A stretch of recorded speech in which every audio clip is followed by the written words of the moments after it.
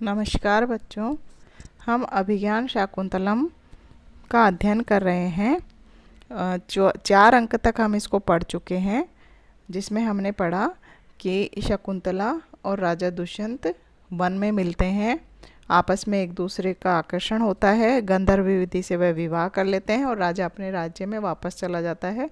शकुंतला आश्रम में रहती है और गर्भावस्था को प्राप्त हो जाती है।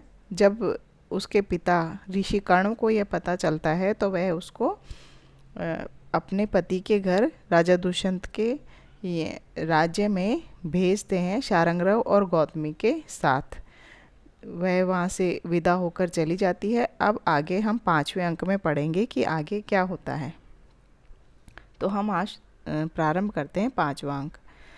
ततः प्रविशति आसनस्थो राजा विदूषकश्च। उसके बाद में आसन पर बैठे हुए राजा और विदूषक का प्रवेश होता है मंच पर। विदूषक कह रहा है, कर्णम दत्वा, कान लगाकर कहता है, भो वयस्य संगीतशाला अंतरे अवधानम देहि, कि संगीतशाला की तरफ ध्यान दो। कल विशुद्धायाः गीते स्वर संयोगः श्रूयते, कि स्पष्ट, अस्पष्ट और मधुर और शुद्ध गीत की स्वर योजना सुनाई दे रही है। जाने तत्र भवती हंसपदिका वर्ण परिचयम करोति, कि मैं जानता हूँ, मैं समझ रहा हूँ, जितना मुझे पता चल रहा है वह यह है कि वह माननीय हंसपदिका स्वर साध रही हैं। वह वर्ण परिचय कर रही हैं, मतलब स्वर साधने की कोशिश कर रही हैं। राजा कह रहा, तूष्णीम भव यावद आकर्णयामी, तुम चुप हो जाओ तब तक मैं सुन लूँ, मतलब कि तुम चुप हो तो मैं सुनूँ। आकाशे गीयते, आकाश से गीत गाने की आवाज़ आती है, मतलब गूंजती है, गीत की आवाज़ है। अभिनव मधु लोलुपो भवान तथा परिचुंबे आम्र मंजरीम कमल वसती मातर निवृतो मधुकर विस्मृतो अश्य नाम कथम। गाने के जो बोल हैं वह सुनाई देते हैं कि अभिनव मधु लोलुपो, नवीन मधु यानी रस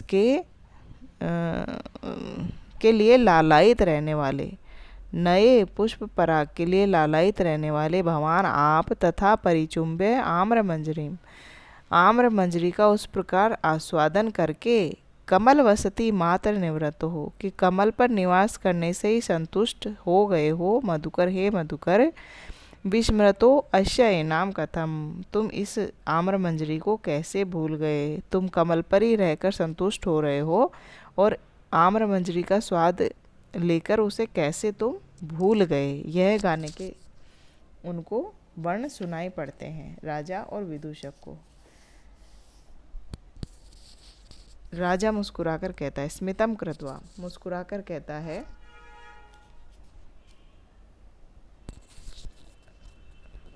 सकृत कृत प्रणयो अयम जन है, कि इस व्यक्ति के द्वारा, अयम जन है, इस व्यक्ति के द्वारा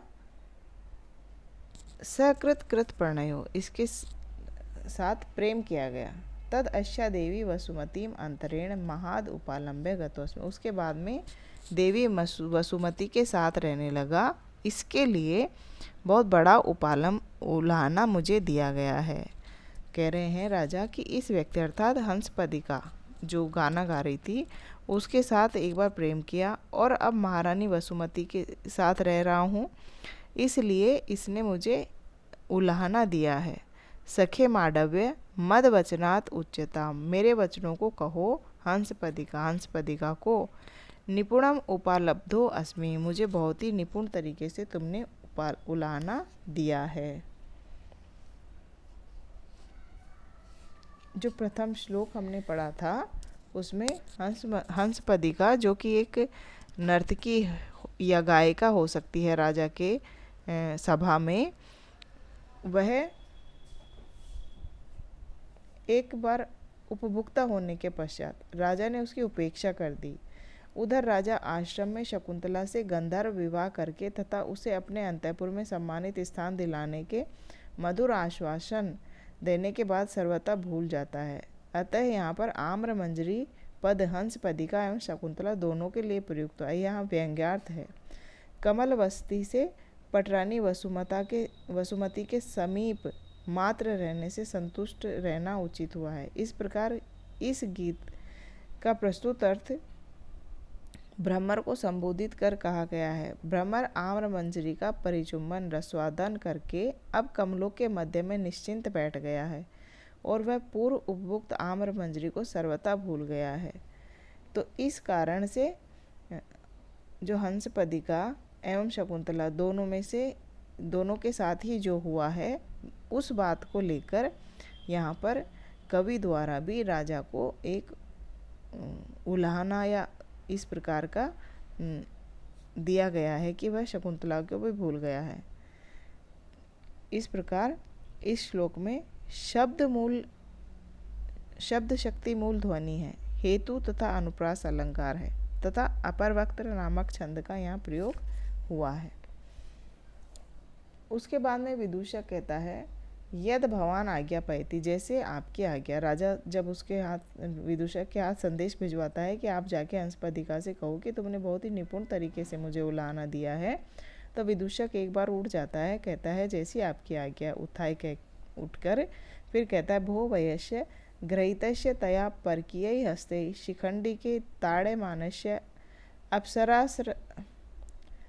अपसरसः वीतरागस्य एव नास्ति इदानी में मोक्ष है। कहता है कि मैं वहाँ जाके उलाहना तो वो आपकी आज्ञा का पालन तो करूँगा, लेकिन जब वह अपनी सखियों अपनी दासियों के हाथों मेरी चोटी पकड़वा कर जब मुझे पीटेंगी तो मेरा उसी प्रकार से छूटना मुश्किल हो जाएगा जिस प्रकार किसी अप्सरा द्वारा पकड़ा गया वीतराग महात्मा यानी कि तपस्वी नहीं छूट पाता है, वैसे ही मैं उसकी दासियों के हाथों पीटा जाता हुआ नहीं छुड़ा पाऊंगा अपने आप को।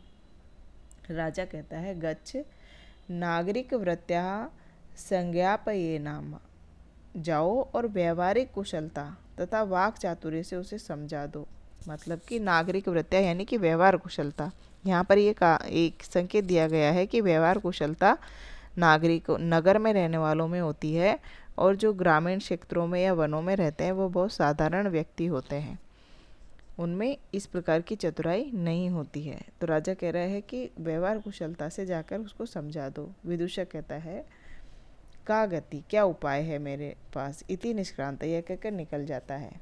अब राजा आत्मगतम अपने मन में सोच रहा है किम नु खलु गीतार्थम आकर्णे इष्टजन विरहात ऋते अपि बलवद उत्कंठितो अस्मि, कि क्यों गीत का अर्थ सुनने के बाद में, इस गीत को सुनने के बाद में इष्ट जन के विरह से रहित होते हुए भी मुझे अत्यधिक उत्कंठा हो रही है। अथवा रम्याणि वीक्ष मधुरांच निशम्य शब्दान परिउत्सुको भवति यत् सुखितो अपि जंतुः तच्चेतसा स्मरति नूनम अबोधपूर्वम भाव स्थिराणि जननांतर सोहृदानि। कहने चाह रहे हैं राजा कि रम्याणि वीक्ष, रमणीय वस्तुओं को देखकर और मधुरांच निशम्य और मधुर शब्दों को सुनकर परिउत्सुको भवति उत्कंठित हो ही जाते हैं, यत् सुखितो अपि जंतुः सुखी व्यक्ति भी उत्कंठित हो जाते हैं। मनोहर वस्तुओं को देखकर तथा मधुर शब्दों को सुनकर जो व्यक्ति प्रसन्न चित्त जन भी अत्यधिक उत्कंठित हो जाता है, तो वह तच्चेतसा स्मरति नूनम बोध पूर्वम, तो वह निश्चित ही मन में ठीक ठीक जाने समझे बिना ही संस्कार रूप में दृढ़ता से विद्यमान पूर्व जन्म के प्रणय व्यवहार आदि को स्मरण करता है। मतलब कि उसके मन में बैठे हुए जो संस्कार हैं, जो पूर्व जन्म के उसके प्रणय आदि के संस्कार हैं, वह उन्हीं को याद करता है। इति पर्याकुला तिष्ठति, इस प्रकार वह उत्कंठित होकर बैठा रहता है। हंसपदिका द्वारा गाई गई मधुर गीति को सुनकर तथा उसका भाव जानकर राजा अपने मन में सोचता है कि रमणीय वस्तुओं को देखकर तथा मधुर शब्दों को सुनकर प्रसन्नचित्त व्यक्ति भी उत्कंठित हो सकता है। हालांकि उस व्यक्ति के सामने प्रियजन वियोग आदि की चिंता नहीं रहती, फिर भी उसका मन सहसा खिन्न हो जाता है। तो इसका कारण क्या हो सकता है कि इससे यह सिद्ध होता है कि मनुष्य अपने संस्कार रूप में सुदृढ़ स्थित पूर्व जन्म में किए गए प्रणय व्यवहारों को बिना ठीक ठाक समझे हुए भी, याद नहीं रहती पूरी तरीके से, फिर भी अपने मन में स्मरण करता है और इस प्रकार वह दुखी हो जाता है। ये कहना चाहता है राजा। प्रस्तुत श्लोक में अप्रस्तुत जन सामान्य से प्रस्तुत जन दुष्यंत रूप विशेष की प्रतीति हो रही है, अतः अप्रस्तुत प्रशंसा अलंकार है। और पूर्वार्ध के कथन में उत्तरार्ध कारण है, अतः काव्यलिंग अलंकार है। और अनुभव रूप कारण के न होने पर भी स्मृति रूप कार्य की उत्पत्ति से यहाँ विभावना अलंकार है। नूनम से उत्प्रेक्षा है और वर्णावृत्ति से अनुप्रास अलंकार भी यहाँ पर है। और वसंत तिलका छंद का यहाँ प्रयोग हुआ है। ततः प्रविशति कंचुकी, उसके बाद में कंचुकी का प्रवेश होता है। कंचुकी कहता है अहो नु खलु ईदृश अवस्था प्रतिपन्नो अस्मि, कि अहो अब मैं इस अवस्था को प्रवेश कर चुका हूँ। बड़े खेद की बात है कि मैं अब इस अवस्था को प्राप्त हो गया हूँ। और कहते हैं वो किस अवस्था को? आचार इति अवहितेन मया ग्रहीता या वेत्र यष्टि अवरोध ग्रहेषु राज्ञ है। काले गते बहुतिथे मम सेव जाता प्रस्थान विक्लव गते अवलंबनार्था, कि आचार इति अवहितेन मया ग्रहीता, मेरे द्वारा ग्रहण की गई आचार के लिए, इति अवहित अत्यधिक सशक्त और अत्यधिक सशक्त और पूर्ण रूप से हर तरीके से सक्षम होते हुए भी जो मैंने व्यवहार के लिए ग्रहण की गई थी मेरे द्वारा, या जो वेत्र यष्टि जो बेंत की लकड़ी अवरोध ग्रहेषु राज्ञा, राजा के अंतःपुर में जब मैंने नौकरी प्रारंभ करी थी तब मैंने व्यवहार के लिए जिस वेत्र यष्टि को ग्रहण किया था, काले गते बहुतिथे मम सेव जाता, बहुत समय बीत जाने पर वही जाता हो गई है प्रस्थान विक्लव गते अवलंबनार्था, प्रस्थान चलते समय विक्लव यानी लड़खड़ाने पर, गति के लड़खड़ाने पर अवलंबनार्था सहारा लेने के लिए बन गई है। जिस यष्टि को कंचुकी कहना चाह रहा है, एकाकी वह चल रहा है, चलते चलते अपने मन में सोच रहा है कि जब मैं जवान था, शक्ति संपन्न भी था और अंतःपुर की मर्यादा के अनुसार वेत्र यष्टि को धारण किया था, परंतु अब बहुत समय तक राज परिवार की सेवा करने पर मैं वृद्ध हो गया हूँ, अतः अब चलने फिरने में पेड़ लड़खड़ाते हैं। ऐसे अवसर पर यह वेत्र यष्टि जो कि मैंने व्यवहार के लिए, नौकरी करने के लिए धारण करी थी, अंतःपुर की रक्षा के लिए, वही अब मेरे चलने का सहारा बन गई है। दुख की बात है कि मैं अत्यधिक वृद्ध हो गया हूँ। वह खेद इसीलिए कह रहा है कि वह वृद्ध हो गया है। प्रस्तुत श्लोक में प्रस्थान विक्लव गते का कारण अवस्थाधिक्य होने से काव्यलिंग अलंकार है। एक ही यष्टि का अनेक रूपों में प्रयोग होने से विशेष अलंकार है। और पूर्वार्ध में कार्य उत्पत्ति का कारण भाव से कथन होने से विभावना अलंकार भी यहाँ पर है। और उत्तरार्ध में गमन रूप कार्य में वेत्र यष्टि का सहायक रूप में उपादान होने से समाहित अलंकार भी यहाँ पर प्रयुक्त किया गया है। और बसंत तिलका छंद का यहाँ प्रयोग किया गया है। कंचुकी कह रहा है भो कामम धर्म कार्यम अनतिपात्यम देवश्य, जो भी है ठीक है, महाराज के धार्मिक कार्यों में, धर्म कार्यों में कोई विलंब नहीं होना चाहिए। तथापि इदानीमेव धर्मासनाद उत्थिताय पुनः उपरोधकारी कण्व शिष्य आगनम अस्मै न उत्सहे निवेदितुम, किंतु फिर भी इदानी अभी धर्म आसनाद उत्थिताय, धर्म के आसन से उठे हुए, पुनः उपरोधकारी ही, पुनः में उनके लिए बाधा डालने वाला बनकर कण्व शिष्यों के आगमन का जो समाचार है उसको निवेदित करने में मुझे बिल्कुल भी उत्साह नहीं हो रहा है। अथवा अविश्रमो अयम लोकतंत्राधिकारी, अथवा इस लोकतंत्र अधिकारी मतलब कि जनता की सेवा या प्रजा पालन का भार धारण करने वाले इस व्यक्ति के लिए कोई विश्राम नहीं होता है। कुतः, क्योंकि भानु सकृद युक्तम तुरग एव रात्रिंदगवम गंधवह प्रयाति, रात्रि इंदवम गंधवह प्रयाति, शेषः सदैव आहित भूमि भारः षष्ठांश व्रते अपि धर्म एष है, कि भानु यानी सूर्य, सूर्य जो है वह सकृद युक्ता तुरंग एव, तुरंग यानी घोड़ों, घोड़ों को एक ही बार जोतता है। सूर्य ने घोड़ों को एक बार जोत लिया अपने रथ में, अब वह सदैव चलता ही रहता है सूर्य। रात्रिन दिवम गंधवह प्रयाति, गंधवह यानी हवा, हवा जो है प्रयाति चलती रहती है दिन और रात, रात दिन चलती रहती, कभी रुकती नहीं है।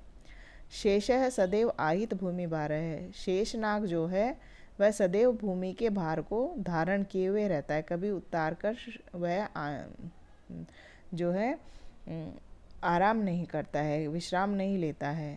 षष्ठांश व्रते अपि धर्म एष है, षष्ठांश व्रते यानी कि उपज के छठे भाग पर निर्वाह करने वाले इन महाराज का भी यही धर्म है, महाराज का भी यही धर्म है कि निरंतर सेवा कार्य में लगे रहें, इनके लिए आराम का कोई विषय नहीं होता है। तो इस श्लोक में विशेष रूप से यही बताया गया है कि कंचुकी जो पहले ये सोच रहा है कि कण्व शिष्यों के आगमन की सूचना राजा को दी जाए, उसके किंतु उसके विश्राम में बाधा पड़ेगी, परंतु फिर भी वह विचार करता है कि प्रजा के पालन रक्षण का भार धारण करने वाले राजा को विश्राम की चिंता नहीं, सदैव अपने कर्तव्य धर्म का निर्वाह करते रहना चाहिए। सूर्य भी लोक रक्षण के लिए सदैव रथारूढ़ चलता रहता है, हवा भी रात दिन बहती रहती है, शेषनाग भी सदैव पृथ्वी का भार उठाए रहता है। अतः प्रजाजनों से उसकी उपज का छठा भाग ग्रहण कर अपना निर्वाह करने वाले राजा का भी यही कर्तव्य है कि वह विश्राम किए बिना निरंतर प्रजा का पालन करे। तो प्रस्तुत श्लोक में अविश्राम रूप सामान्य धर्म का भिन्न भिन्न शब्दों से पृथक पृथक निर्देश किया गया है, अतः माला प्रतिवस्तुपमा अलंकार है। दुष्यंतस्य इस विशेष का उपादान न करके षष्ठांश व्रत है, इस सामान्य का निर्देश करने से अप्रस्तुत प्रशंसा अलंकार है और इंद्र वज्रा नामक छंद का इसमें प्रयोग किया गया है। इसके बाद में कंचुकी कह रहा है यावद नियोगम अनुतिष्ठामि, तो मैं अपने कर्तव्य का पालन करता हूँ, मतलब कि मैं तो जाकर राजा को कहता हूँ। परिक्रम में अवलोक्य च, घूमकर और देखकर, एष देव ये महाराज हैं। प्रजा प्रजा स्वा इव तंत्रयित्वा निवेशते शांत मनः विविक्तम यूथानि संचार्य रवि प्रतप्तः शीतम दिवा स्थानम इव द्वीपेंद्र। कंचुकी मन में अभी फिर अपने ही खुद के स्वयं के विचारों से वह कह रहा है, अभी उसने किसी से वार्तालाप नहीं किया है, वह स्वयं से ही कह रहा है कि प्रजा प्रजा स्व इव तंत्रित्वा, प्रजा को स्व प्रजा इव अपनी संतानों के समान, राज्य की प्रजा को अपनी संतान के समान तंत्रयित्वा यानी कि अपने अपने कार्यों में लगाकर अनुशासित करके, तंत्र यानी अनुशासित करके, निवेशते शांत मना विविक्तम, अपनी सारी प्रजा को अपने मार्गों में लगाकर शांत मन यानी थोड़ा सा थके हुए मन से उसी प्रकार एकांत में विश्राम कर रहे हैं, जैसे कि यूथानी संचार्य रवि प्रतप्त, यूथानी यानी अब झुंडों को संचारित करके इधर उधर भेजकर रवि प्रतप्त है, सूर्य की गर्मी से तपे हुए, शीतम दिवा स्थानम यु, शीतल दिन में शीतल स्थान पर, द्वीपेंद्र यु गजराज के समान, जिस प्रकार गजराज अपने झुंडों को इधर उधर चारागाहों में भेजकर और सूर्य की किरणों से तपा हुआ शांत और शीतल जगह पर जाकर थोड़ा विश्राम करता है, उसी प्रकार यह राजा भी अपनी प्रजा को अपनी संतानों के समान अनुशासित करके अपने अपने कार्यों में लगाकर यहाँ पर शांत मना, थोड़ा सा खिन्न मन होकर एकांत में विश्राम कर रहे हैं, एकांत का सेवन कर रहे हैं। तो प्रस्तुत श्लोक में प्रजा प्रजा में भिन्नार्थता होने के कारण यमक अलंकार है और इव का प्रयोग होने से यहाँ पर उपमा अलंकार भी है। द्वीपेंद्र गजराज के समान राजा को उपमा दी गई है, यहाँ उपमा अलंकार भी है। उसके बाद में पास जाकर, उपगम में पास जाकर कहता है जयतु देव, स्वामी की जय हो, एते खलु हिमगिरे उपेत्य आरण्यवासिनः काश्यप संदेशम आदाय स स्त्रीकाः तपस्विनः संप्राप्तः। कि महाराज की जय हो। हिमालय के तलहटियों से या हिमालय की तराइयों से आरण्यवासी, अरण्य में रहने वाले और काश्यप का संदेश लेकर स स्त्री का, स्त्रियों के साथ तपस्वी लोग पधारे हैं। श्रुत्वा देवः प्रणामम। महाराज जो आज्ञा दें, महाराज जो उचित समझे बताएं। राजा सादरम आदर से कहते हैं, किम काश्यप संदेश हारिण है, क्या काश्यप का संदेश लेकर आए हैं लोग। कंचुकी कह रहा है अथ किम, और क्या, मतलब कि हाँ। राजा कह रहा है तेन ही मद वचनाद विज्ञापय ताम उपाध्याय सोमरात है। तो फिर मेरे वचनों से उन सोमरात उपाध्याय को आदेश दो। अमुना आश्रम वासिनः श्रोतेन विधिना सकृत्य प्रवेशितुम अर्हसि इति। कि उचित रूप से आश्रम वासियों का जिस प्रकार से श्रोतेन यानी कि वेद विधियों के द्वारा, श्रोतेन विधि यानी कि वैदिक विधि के द्वारा अच्छे से आदर सत्कार करके प्रवेश करवाएं। अहम अपि तत्र यत्र तपस्विन दर्शनों उचिते प्रदेशे स्थित है प्रतिपालयामि। तब तक मैं भी तपस्वियों के दर्शन के लिए जो उचित स्थान होता है वहाँ बैठता हूँ। कंचुकी कह रहा है यद आज्ञा पहते देव, जैसी स्वामी की आज्ञा, इति निष्क्रांत, यह कहकर निकल जाते हैं। राजा कह रहा है उत्थाय, उठकर कहते हैं वेत्रवती अग्नि शरणम मार्गम आदेश है। वेत्रवती मुझे यज्ञशाला का मार्ग दिखाओ। तो आज हम यहाँ तक पढ़ेंगे बच्चों, जिसमें हमने पढ़ा कि काश्यप के जो शिष्य हैं शारंगराव, गौतमी आदि, वह शकुंतला को लेकर महाराज के भवन तक आ चुके हैं। अब महाराज उनसे जाकर मिलेंगे, तब क्या होगा यह हम हमारे अगले कक्षा में पढ़ेंगे।